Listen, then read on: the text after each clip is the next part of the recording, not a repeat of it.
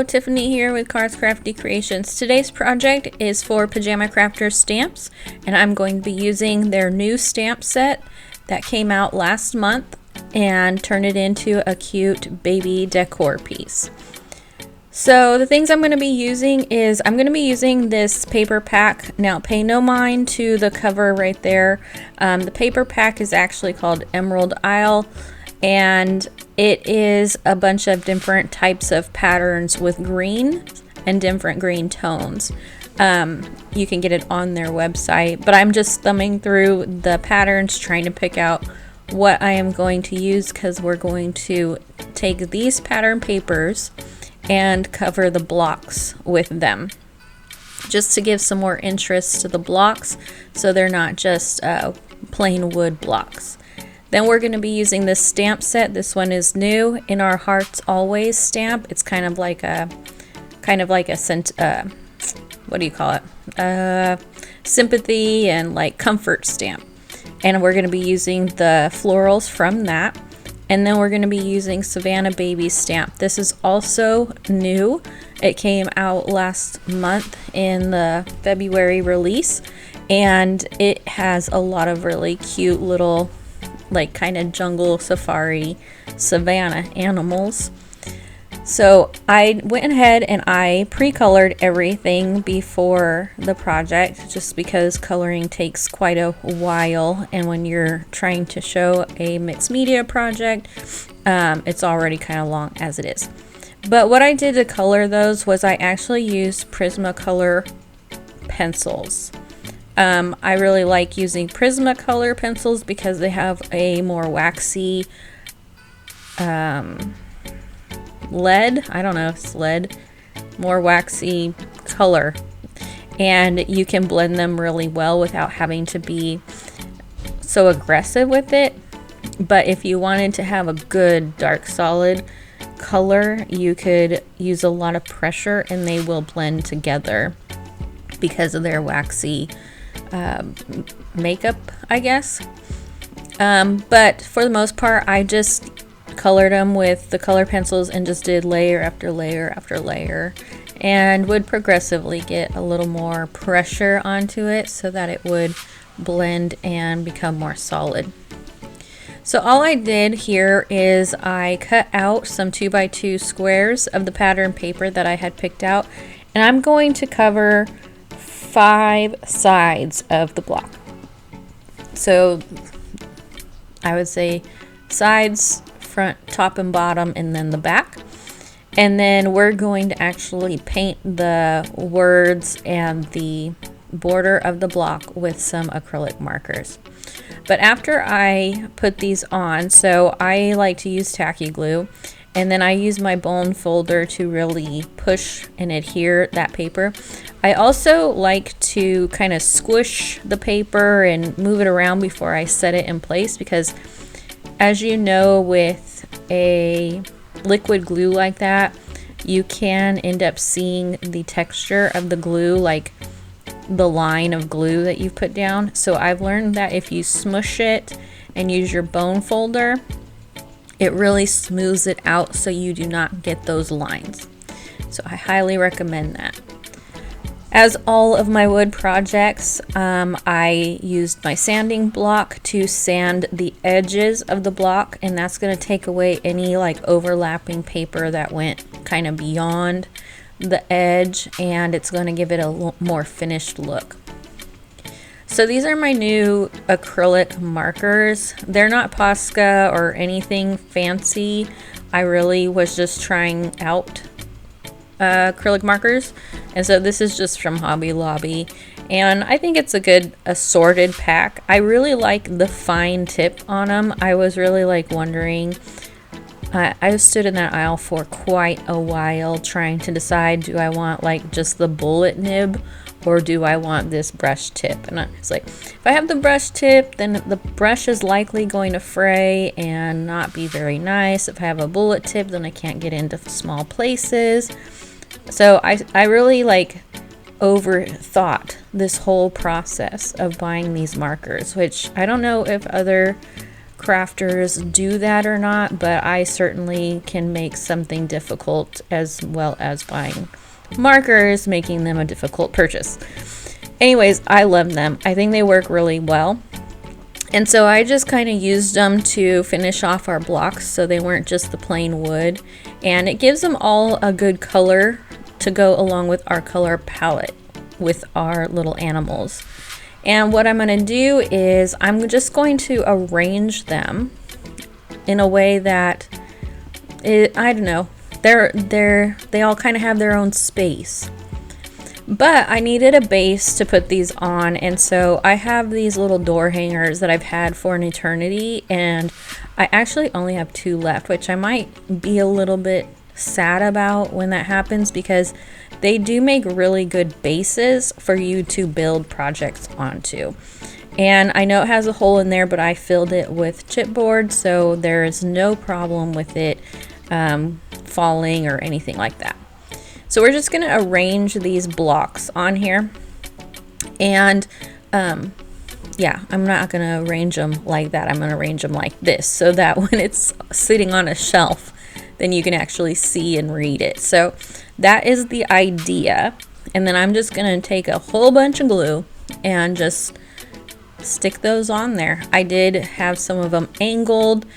Well, they are actually all angled because I can't do much in a straight line. That's difficult for my creative brain to function with. So, and it gives them a little more character to have kind of at these different angles and levels and stuff like that. So that was kind of the goal. That was my vision, and that's what I'm doing. After I get those all adhered down, then we are going to start placing our little colored animals. And I'm still trying to figure out the best way to film building something like this. Lots of coaster usage, as always, just to prop it up so we can all see. And then my head, of course, so that I can see. So we can all see in one way or the other. But I'm going to adhere this to the back. Kind of creates like another layer and some height. So I thought it was really an interesting idea to stick this back there. It, like I said, it doesn't come in the same stamp set. It's a separate stamp set, but it can be used in so many different ways. And I just thought this is great jungle type greenery, like a vine, even though it's not a vine. But I just really enjoyed it and thought it was gonna go perfect with these little guys. So now I do a lot of weird things to get things to be what I want them to be. And I am all about levels, as my husband says, levels to levels. And levels apply here in crafting world as well as our everyday life. But I wanted to have where some of them were popped up. I really didn't want it right up against the block, so I put the foam tape on.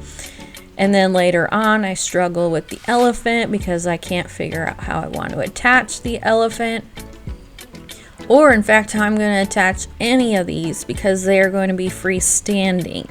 Because I can't do anything simple. We're going to have these freestanding. And I really didn't, I mean, I think I could have used lots of foam to build up behind them. That really wasn't where my brain went. It went to creating this little gusset. So I just folded some paper, some scraps, and glued it to the bottom of everything. So it creates these little gussets to adhere down and also keeps them upright. Now the elephant did kind of annoy me in the sense that it kept falling backwards. You can see I'm pushing it up here. So my solution there was some foam squares. I put some foam squares behind his head, and then they stuck to the block, and then he was sitting the way I wanted him to be. I also used it on the words so that I could actually have them standing up, and then I die cut out some grass from just a die cut I had in my stash from some green cardstock, and we're going to go ahead and put that in front of our little characters here. That way they have like some grounding. You know how much I like all of my stuff to be grounded, and so that gives me that grounding that I like to see. So I go ahead and use that gusset on everything. So the gusset is actually behind the zebra's foot so that the zebra is standing up, and same with the little lion. I had a few things from my stash, like some greenery and stuff, because I felt like the middle just kind of had this like plainness to it that I wasn't really okay with. So I just used some of my stash greenery to add in there. And then these are actually my favorite flowers to work with. They're from my stash as well. You could use any flowers, but they also kind of, I use them to kind of fill in, not really fill in, I do fill in, but also to break up those harsh edges to the grass, if that makes sense. That way it doesn't look like I just chopped it off, which I did, but you know, you don't want it to look like that. And so I just go around and start gluing these all over the place, just in whatever way I think they should be. See how it kind of like draws your eye away from just this harsh grass that's sitting there? That's kind of how I envision this playing into the scene. And then I just go ahead and keep adding these things in there, gluing them on. I did bring in another sentiment over there. The one that says sweet, it didn't die cut so well, so I won't be using that one. But the baby little one I am going to use as well, and I will pop that up using my kind of gusset process. So overall, I'm pretty pleased with this project. I think it really came out how I envisioned it. And, you know, for being a mixed media artist and just using things that I find in the stores, you can really use stamp sets to bring those things to life. Stamp sets can be used beyond card making or beyond scrapbook pages or place tags. They can be used for a lot of things, and this is one of them that I thought was really cute, that you can actually make and give to somebody at a baby shower or for a home decor piece in a baby room, or however you want to, but it can go beyond just making a card. And so I hope that you enjoyed this video.